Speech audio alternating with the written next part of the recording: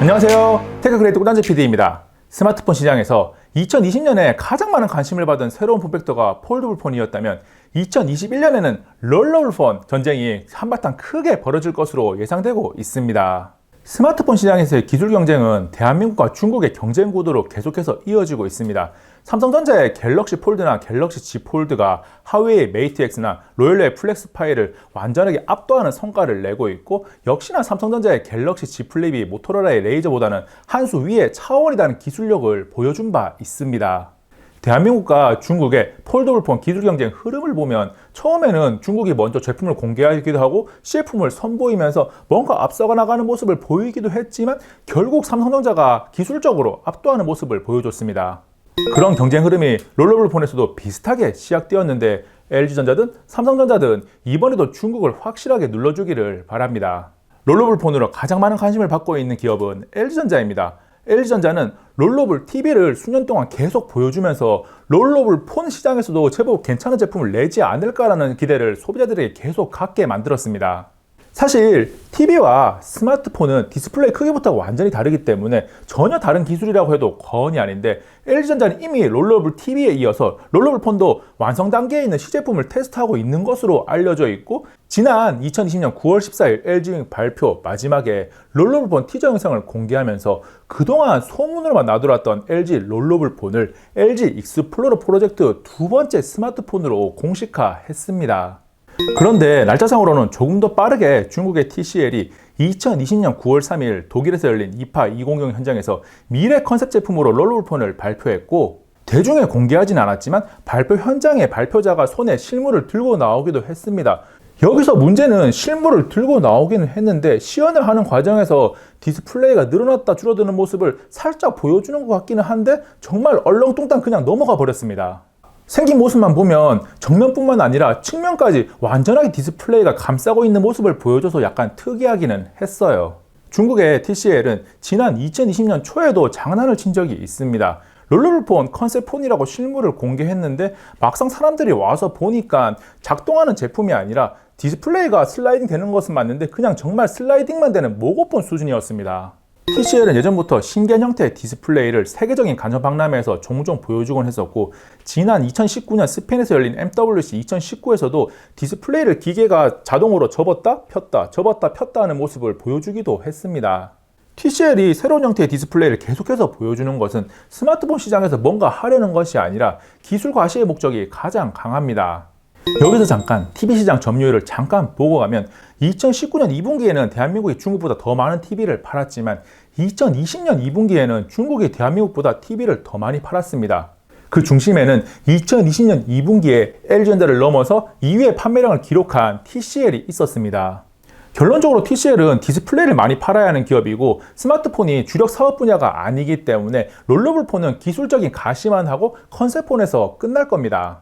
반면에 지난 2020년 11월 17일 롤러블 폰을 시장에 깜짝 발표한 오포는 스마트폰이 주력 사업이기 때문에 당연히 스마트폰을 많이 팔아야 하고 2021년에는 언제가 되었든지 모르겠지만 양산품으로서 출시를 할 것으로 예상되고 있습니다. 오포는 발표 이후 바로 실물을 공개했고, 그 형태를 보면 자동으로 디스플레이가 접었다 펼쳐지는 형태를 가지고 있습니다. 직접 사용해보지 않아서 판단하기 이르지만 만듦새가 겉으로는 그럴싸해 보입니다. 펼쳤을 때 디스플레이 상태도 괜찮다는 생각이 듭니다. 발표일인 11월 17일에 제가 올린 영상 댓글에서도 생각보다 괜찮아 보여서 놀랐다는 반응이 제법 많았거든요.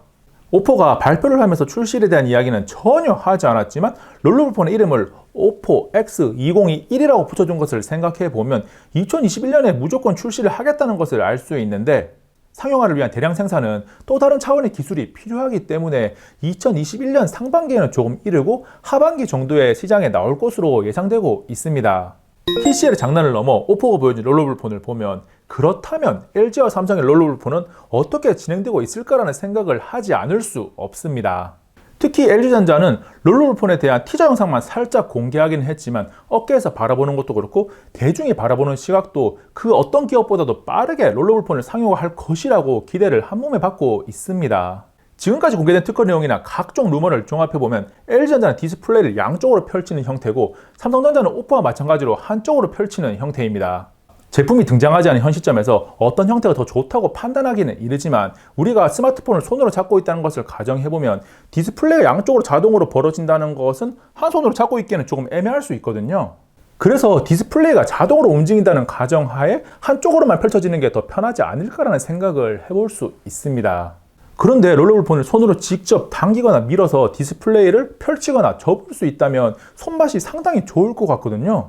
물론 기술적으로 디스플레이를 일정한 속도로 늘렸다 펼쳐야 되고 마지막 순간에 부하가 전혀 안 가게 해야 되니까 자동 방식으로 할 가능성이 가장 높습니다. 혹시나 LG든 삼성이든 외계인을 고문해서 사용자가 직접 디스플레이를 원할 때 당기거나 넣을 수 있게 만들어 준다면 이건 뭐 그냥 게임 끝이죠. 따라할 수 있는 기업이 없을 거예요. 물론 그 대상이 굉장히 플렉서블한 디스플레이니까 차원이 다른 기술이 필요하기는 합니다. 해외 IT 매체 레츠고 디지털에서는 LG전자와 삼성전자의 특허 문서를 바탕으로 해서 렌더링 이미지로 만들어서 공개하기도 했습니다.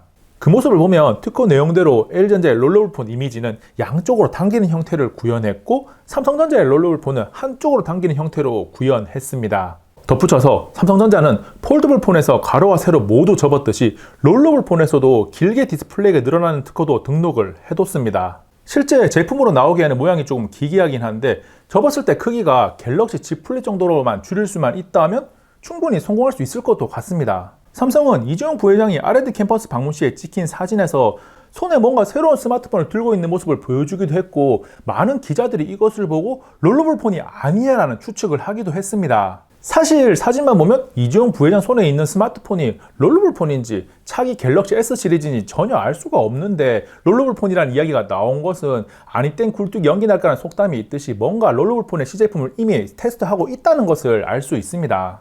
LG와 삼성 모두 롤러블 폰에 대한 시제품을 완성한 상태에서 테스트를 진행하고 있다고 해도 과언이 아닌데 이제 궁금한 것은 과연 언제 시장에 나올까입니다. 먼저 LG전자는 최근 스마트폰 시장에서 이렇다 할 성과가 없기 때문에 늦어도 2021년 1분기에는 내기 위해서 많은 노력을 할 것이고 혹시나 조금 더 늦어지더라도 1분기에는 발표를 하고 2분기에는 시장에 출시할 것으로 예상되고 있습니다. 들려오는 소문에 의하면 2021년 1분기에는 LG전자의 롤러블 폰을 무조건 볼 수 있을 것이라는 이야기도 있어요.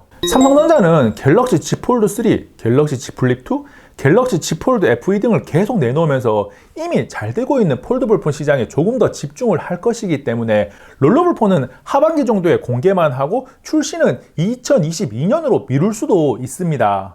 물론 삼성보다 시장에 먼저 나올 것으로 기정사실화되어 있는 LG의 롤러블 폰이 굉장히 좋은 반응을 얻는다면 삼성 입장에서는 정면 승부를 피할 이유가 없기 때문에 하반기에 공개와 동시에 출시를 하는 계획, 즉 플랜 B도 가지고 있을 겁니다. 저는 LG전자가 새로운 폼팩터로 내놓은 스위블 스마트폰 LG 윙도 시장에서 썩 유쾌한 반응을 얻지는 못했기 때문에 내년에 내놓을 롤러블 폰은 반드시 성공해서 좋은 성과를 거두기를 바라고 있습니다. 어떤 제품이든 다수 기업이 계속 존재해서 경쟁을 해야 소비자에게 좋은 영향을 주거든요. 그리고 기술적으로 대한민국과 중국이 어느 정도 격차를 가지고 있는지는 모르겠지만 중국의 업체들이 이미 롤러블 폰에 많이 노크를 하고 있기 때문에 대한민국의 기업들이 이 중국의 업체들을 코를 납작하게 만들 수 있는 기술로 완전히 눌러주기를 바라는 것은 제 혼자만의 생각은 아니고 우리 모두의 바람이지 않을까 합니다. 현실적으로도 아직까지는 루머 수준이지만 LG전자가 만든 롤러블 스마트폰의 완성도가 기대 이상으로 굉장히 훌륭하다는 이야기가 조금씩 들려오고 있습니다.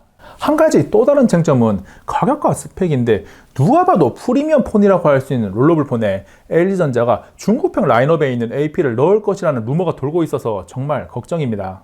누가 봐도 프리미엄 스마트폰인 LG 윙에도 중국형 AP를 넣어서 욕을 많이 먹었거든요. 한 번은 실수라고 봐줄 수 있지만 두 번은 제발 근거 없는 루머이기를 바랄 뿐입니다.